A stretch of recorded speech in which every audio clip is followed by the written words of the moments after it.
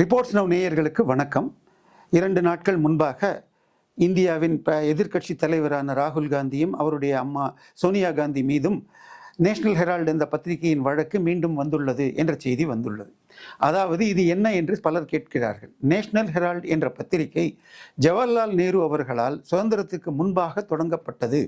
அதில் காங்கிரஸ் தொண்டர்களிடமிருந்து பணம் வாங்கி ஒரு தனியார் நிறுவனமாக private limited associated journals limited என்ற பெயரில் இருந்தது.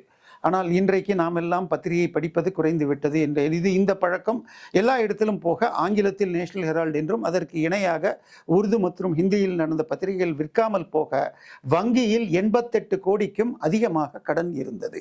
இந்த கடனை அடைப்பதற்காக காங்கிரஸ் கட்சி அந்த ஏஜேஎல் நிறுவனத்திற்கு அந்த சார்பாக அந்த பணத்தை கொடுத்து கடனை அடைக்கிறார்கள்.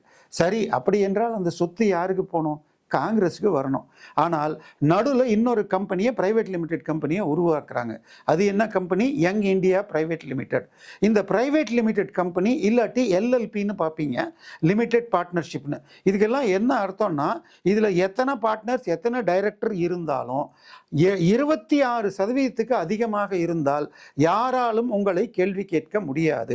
51% தான் மெஜாரிட்டியில் போயிடலாம். ஆனால் 26% இருந்தால் உங்களை எல்லாரையும் கூப்பிட்டு கேளுங்க, லீகல் ஒப்பீனியன் கேளுங்கலாம் டிலே பண்ண முடியும். இதை தடுக்கிறதுக்கு சோனியா காந்தி பேரில் 38%, ராகுல் காந்தி பேரில் 38%, 76% ஓட்டுக்களை அந்த யங் இந்தியா பிரைவேட் லிமிடெட்ல அவங்க வச்சுக்கிட்டு இந்த பேங்க்ல இருந்து மூடின அந்த கம்பெனிக்கு இருக்கிற அத்தனை சொத்தையும் யங் இந்தியா பிரைவேட் லிமிடெடுக்கு மாற்றிட்டாங்க. இந்த யங் இந்தியா நிறுவனம் இப்போ இந்த நேஷனல் ஹெரால்டு பத்திரிகை இருக்கு பாருங்க.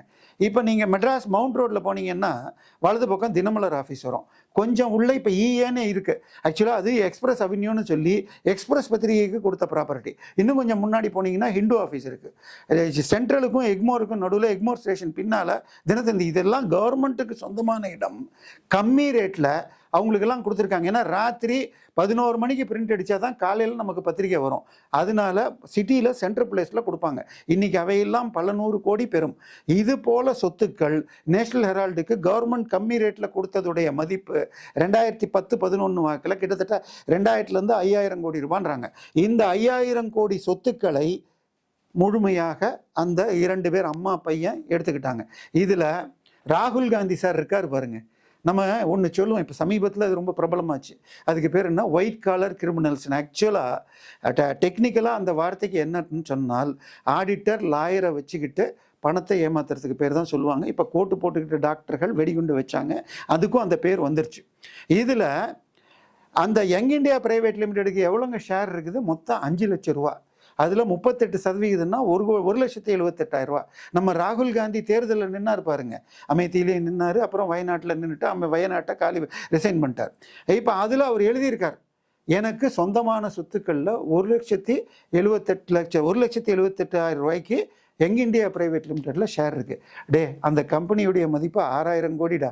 அதில் இருக்கிற பில்டிங் வாடகை மாத்திரம் ஆண்டுக்கு 200-300 கோடி ரூபாய் வருது. இந்த பணத்துக்கு ஐடி கட்டலன்னு ஐடியில் கேஸ் நடக்குது. இப்போ இதெல்லாம் ஏன் நடந்ததுன்னு கேட்டால், அப்போ மோதிலால் ஓரார்னு ஒரு தாத்தா, 85 வயசு தாத்தா இருந்தார். அவரு தான் இந்த ஐடியா கொடுத்தாரு.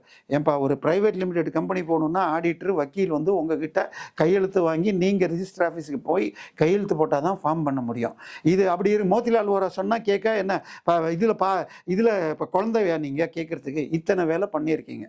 இதில் ஐடியில் கணக்கில் காட்டல.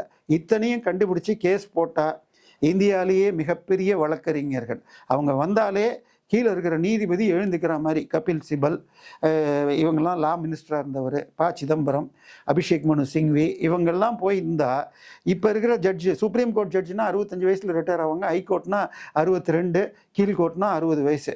அவங்கெல்லாம் இந்த 80 வயசு மூத்த வக்கீலில் பார்த்தா எழுந்து அந்த மாதிரி வக்கீலை வச்சு பார்த்தீங்க. ஆனால் கோர்ட் என்ன சொல்லிடுச்சு? இல்லை, முறைகேடு நடந்திருக்கிறது என்று சொல்லியிருக்கு. இப்போ வழக்கு போட்டிருக்கிறார்கள். இந்த வழக்கு வருகிறது. இப்போ என்ன சொல்கிறாங்க? நாங்கள் வந்து பிரைவேட் லிமிடெட் கம்பெனின்னா அந்த லாபத்தை நாங்கள் எடுக்க முடியாது, அதுலேயே தான் வைக்க முடியுன்ற. ஐயா, அந்த வாடகை வர பணத்தை என்ன பண்ணுறீங்க? அதுக்கு கணக்கு கொடுங்க. வருஷத்துக்கு 150-200 கோடி வருது. இது கணக்கெல்லாம் நீங்கள் பதில் சொல்லி ஆக வேண்டும். ஆனால் பிஜேபி அரசு இன்னும் வேகமாக இவர்களை ப்ராசஸ் பண்ணணும். அதாவது ஊழல் என்பது அஸ்திவாரத்திலேயே கரையான் பூக்குற மாதிரி எடுக்குது. காங்கிரஸ் கட்சியோட ஆணி வேறாக இருக்கிற அந்த பத்திரிகை, நேருவால் ஆரம்பிக்கப்பட்ட பத்திரிகை எடுத்துட்டாங்க. இந்த வழக்கு வந்து சுப்பிரமணிய சாமி 2012 போட்ட உடனே பேப்பரே நடத்தலைன்னு நேஷனல் ஹெரால்டு பத்திரிகை திருப்பி ஆரம்பிச்சாங்க. 2 மொழியில், இப்போ ஏதோ 1ல் ஆன்லைனில் மாத்திரம் ஓடுது. ஸோ நீங்கள் அந்த எதற்காக இத்தனை சொத்து கவர்மெண்ட் உங்களுக்கு கம்மி ரேட்டில் கொடுத்துச்சோ அதை நடத்த. இதை தாண்டி ஹரியானாவில் காங்கிரஸ் ஆட்சி இருந்தப்போ ஹூடாகிட்ட இருந்து திருப்பி கம்மி ரேட்டில் அந்த நிறுவனத்துக்கு இடங்கள் போச்சு. ஸோ முழுக்க இத்தாலி காங்கிரஸ் என்றாலே ஊழல். இத்தாலி இளவரசி அல்லது இத்தாலி ராணி சோனியாக இருக்கட்டும், இத்தாலி இளவரசரான ராகுல் காந்தி என்றால் இந்திய மக்களிடமிருந்து கொள்ளையடிப்பது, காங்கிரஸ் கட்சியின் சொத்திலிருந்து கொள்ளையடிப்பது என்பதன் உச்சம். இந்த கேஸ் வந்து வேகமாக நடத்தினால் வாட்டர் டைட் கேஸ். இது வந்து காப்பி புக் ஸ்டைல் மாங்க. இதை அரசாங்கம் தினசரி நடத்தினா 2 மாதத்தில் 2 பேருமே கண்டிப்பாக சிறை செல்ல வேண்டியிருக்கும். ஆனால் சிவில் கேசஸை இந்திய நீதிமன்றங்கள் மிக மெதுவாக நடக்குது. அதிலும் நான் சொன்ன மாதிரி ஒரு நாளைக்கு 25 50 லட்சம் ரூபா வாங்குகிற வக்கீல்கள் வந்தால் நீதிபதிகள் இவங்க கேட்குற வாய்தாவை கொடுக்குறாங்க. இதற்கு மேலும் டிலே செய்யாமல் பிஜேபி இந்த வழக்கை முடித்து இந்த இருவரையும் சட்டப்படியான தண்டனை வாங்கி தர வேண்டும்.